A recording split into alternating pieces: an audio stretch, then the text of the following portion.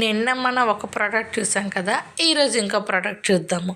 మనకి ఆత్రం అస్సలు ఆగదు కదా. అందులో మా చిన్నాడు కోసం వచ్చిందంటే ఇంకా అస్సలు ఆగదు. నేను మా చిన్నాడు కోసము, ఇంకా నా కోసం కూడా అనుకోండి, ఈ ప్రోడక్ట్ అయితే తెప్పించాను. ఇది కూడా మీషోలండి. ఈ చిన్న క్యూట్ బ్రష్ అన్నమాట, విత్ మిర్రర్. నాకెంత బాగా అనిపించిందో ఈ చిన్న క్యూట్ బ్రష్ అండ్ మిర్రర్.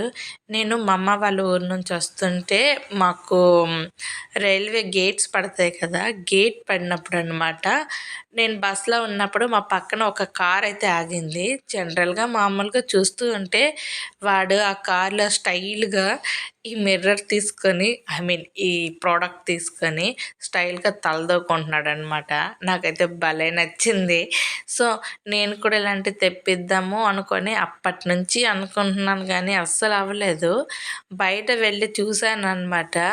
బయట వెళ్ళి చూస్తే దీని ప్రైసు 250 టు 300 ఆ రేంజ్లో ఉంది. మీషోలో అయితే మనకి 110 100కి అలా వచ్చేస్తుంది కాబట్టి, సో నేను బయట పోల్చుకుంటే ఆన్లైన్లోనే తక్కువగా ఉంది. అందులో మీషోలో ఇంకా తక్కువగా ఉన్నాయి కదా అనుకొని ఇది కూడా తెప్పించానమాట.